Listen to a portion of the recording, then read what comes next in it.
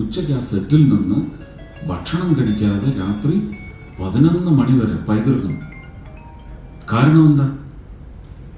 പഴം വെച്ചില്ല ഊണിന്റെ കൂടെ.